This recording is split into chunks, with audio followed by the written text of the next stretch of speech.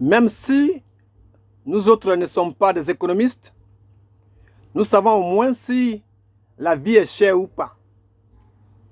La Banque mondiale et le Fonds monétaire international peuvent nous dire que notre croissance est à 20 chiffres. Mais nous autres, notre unité de mesure de notre croissance économique et de notre bien-être, c'est la mine que fait notre assiette. C'est notre capacité à payer nos soins de santé, à mettre nos enfants à l'école, à payer nos loyers ou à nous offrir un toit. On n'est pas des économistes, c'est vrai, mais on sait si on ne mange pas à notre faim ou si le carburant est de plus en plus cher ou pas. Donc, les croissances bidons à 1000 chiffres, on s'en fout, on s'en gagne. Chers amis, bonjour. Germain Sewe. Alors, l'économie politique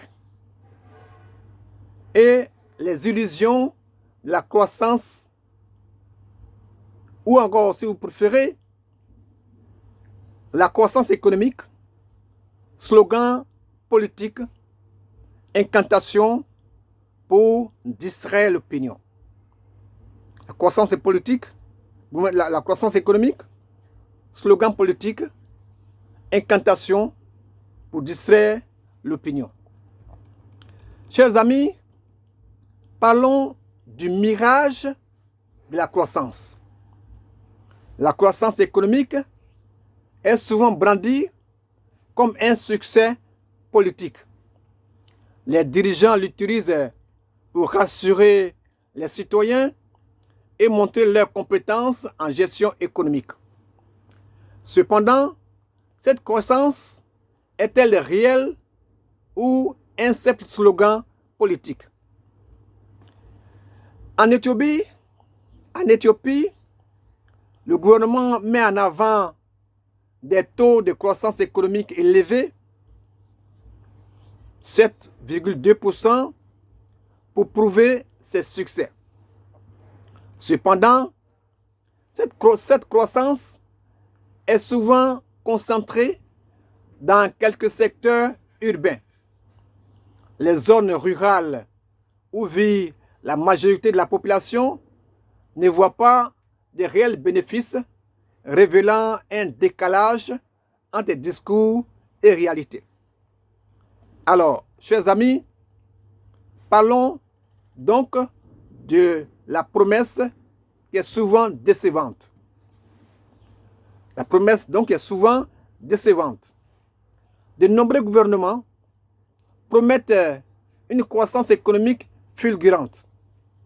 Pourtant, cette promesse ne se traduit pas toujours par une amélioration du bien-être des citoyens. Les statistiques économiques peuvent être manipulées pour créer une illusion de prospérité. Au Nigeria, le gouvernement promet une croissance économique rapide grâce aux revenus du pétrole. Cependant, cette croissance ne bénéficie pas à la population générale qui vient d'ailleurs de descendre dans la rue. Les infrastructures restent sous-développées et la pauvreté persiste, révélant que les statistiques économiques ne reflètent pas toujours le véritable bien-être des citoyens. Chers amis, nous voici donc devant une situation de disparité sociale. Oui, les disparités sociales. La réalité économique montre souvent des disparités croissantes. Les chiffres globaux de la croissance masquent les inégalités entre les différentes classes sociales. Les riches s'enrichissent tandis que les pauvres stagnent. Cette situation engendre une frustration, croissante parmi la population. En Inde, comme dans bien d'autres pays, comme la Côte d'Ivoire, malgré une croissance économique, que brandissent les autorités, alors les inégalités persistent. Les milliardaires voient leur richesse augmenter, tandis que les travailleurs agricoles et les employés informels luttent pour survivre.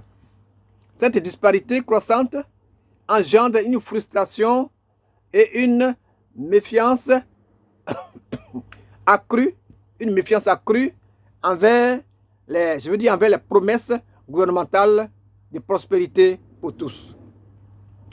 Alors, dans tout cela, les médias jouent un rôle. Les médias jouent un rôle crucial dans la diffusion de l'idée de croissance économique. Ils relaient les discours politiques sans toujours vérifier la véracité des chiffres. Cette diffusion non critique, renforce l'idée que la croissance économique est un fait réel, un fait avéré. Un exemple, dans plusieurs pays africains, les médias rapportent souvent des annonces de croissance à 7% sans vérifier les sources. Cette diffusion non critique donne l'impression d'une prospérité généralisée, alors que les conditions de vie de la population, de la majorité de la population, restent inchangées. Chers amis, nous voici en face à une incantation politique. Nous sommes face donc à une incantation politique. La croissance économique devient alors une incantation. Les dirigeants la répètent pour maintenir l'espoir et éviter les contestations. Cependant, cette incantation ne résout pas les problèmes réels de la population. Le chômage, la précarité et les inégalités persistent malgré les discours optimistes. Un exemple concret de cette incantation politique se trouve dans les discours des leaders de nombreux pays en développement. Ils promettent souvent une croissance économique à 2 chiffres, mais sur le terrain, le chômage des jeunes et la précarité des travailleurs restent des réalités quotidiennes non résolues. Alors, parlons donc faisons la différence donc entre croissance économique et enrichissement du régime. Faisons un distinguo entre croissance économique et enrichissement du régime. Chers amis, il ne faut pas confondre croissance économique et enrichissement immodéré du régime en place. La croissance économique désigne l'augmentation de la production de biens et de services dans un pays censé améliorer le bien-être général. En revanche, l'enrichissement immodéré du régime en place signifie que les bénéfices de cette croissance sont accaparés par une élite politique, créant ainsi des inégalités. Chers amis, cette situation est souvent masquée par des discours politiques optimistes et des statistiques manipulées. Pour être véritablement bénéfique, la croissance doit se traduire par une amélioration des conditions de vie pour l'ensemble de la population, pas seulement pour quelques privilégiés. Chers amis, la croissance économique, telle qu'elle est présentée par les politiques, est souvent un leurre. Elle sert à endormir les peuples et à masquer les réalités sociales. Il est essentiel de regarder au-delà des slogans et de se concentrer sur les mesures concrètes pour améliorer le bien-être de tous.